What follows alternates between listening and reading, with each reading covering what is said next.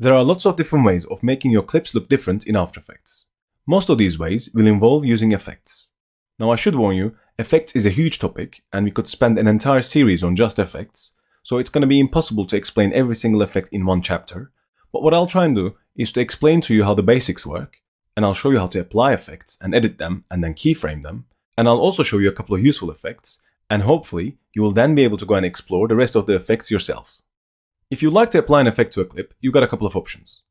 First, you can select the layer that you want to apply the effect to, and then you can come up to the menu here, the effect menu at the top, and then this is the long list of every single effect that there is in After Effects. So these are all categorized into somewhat folders that make sense. For example, if you want to apply some color correction effects, they'll all be listed here. So you have things like brightness and contrast, color balance, hue and saturation, and so on.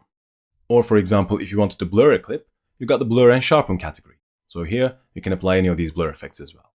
Another way of applying an effect is by going to the Effects and Presets panel on the right hand side.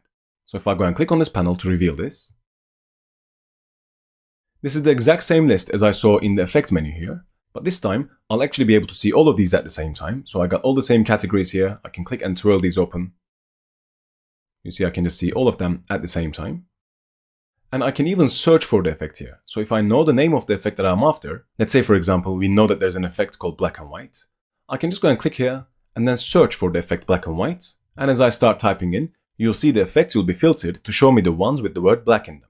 I can now see this black and white effect, as well as this transition here. It's called fade dip to black.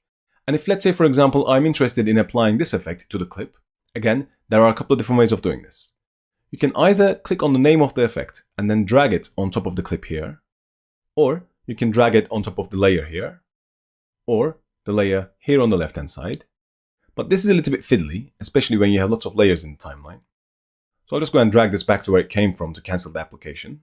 The best and perhaps the easiest way of applying an effect to a layer is by making sure that the layer is selected, and then you go and double click on the name of the effect. If I just go and simply double click here anywhere on this line, it applies the black and white effect to the selected layer.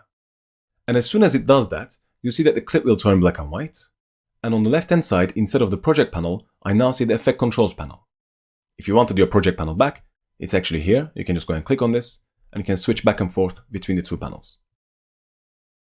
The effect controls panel will show you the properties or the settings of the effects that you apply to the clips.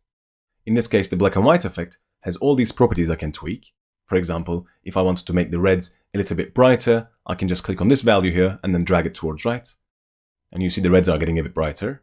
I can drag it left to make them darker. And I can do the same for pretty much any other color. So if I go to, let's say, greens, I can push this towards right or left to change the brightness of the green pixels.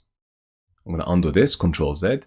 If you changed quite a few of these and you want to take it back to how it was initially when you first applied it, all the effects are going to have this reset button. So if I go and click on this, that's going to reset all these properties back to their defaults. In this effect, there's also another option called Tint. I can go and turn this on. This is how we can create a sepia tone effect. And if I want this to be a different color, I can click on this color swatch and then pick any color I like from here. And then as soon as I press OK, the effect updates. Now, as well as seeing the effect inside the effect controls panel here, you'll also see it inside the layer that you applied it to. So if I go to this arrow, before we only had transform, and now we have transform as well as effects. If I click on this, it will show me a list of effects I applied to the clip. And this is a list because we can apply more than one effect, as we will see in a second. And then under that, I had the black and white effect now. And under that, it's exactly the same controls as we saw here. So you can either change the properties here, or you can change them here as well. If I go and apply another effect, let's say for example, if I go and hit this cross button here, so it cancels the search. And then you can go to blur and sharpen. And these are all the blur and sharpen effects. And you'll notice some of the effects will have a little kind of play button with 3 lines on the side next to them. These are the fast preview effects. These are the ones that will render quite quickly, so you won't have to wait as long. For example, there's an effect called the Gaussian blur, this one here. I'll just go and double click on this. And unlike the black and white effect, the Gaussian blur doesn't do anything right away. So it sits here on the left hand side, and it's also going to be here as well in this list. If I scroll down, it's here, the Gaussian blur, but it doesn't do anything. The black and white effect did something, it turned the clip into black and white. The Gaussian blur is waiting for us to have some input. So if I now go to where it says blurriness and increase this, it's now going to start changing the way the clip looks. So not all effects are going to make the clips look different right away. Sometimes you'll need to go in and manually adjust them, like in the case of this Gaussian blur. The Gaussian blur effect just blurs the clip, and as this is happening, you may notice that the edges are a little bit darker now than they were before. Now that's because the edges are getting blurry as well, and this isn't actually getting dark, it's just getting more transparent. To see this, I can click on this transparency grid. I'm now seeing that the edges are actually transparent. Now to avoid this, there's a button here that says Repeat Edge Pixels, and this is going to be there for most of the blur effects. If you click on this, it's going to fill in these edges, so the edges are no longer going to be transparent. If I now go and click on this, it repeats the last pixels so that the edges are no longer transparent.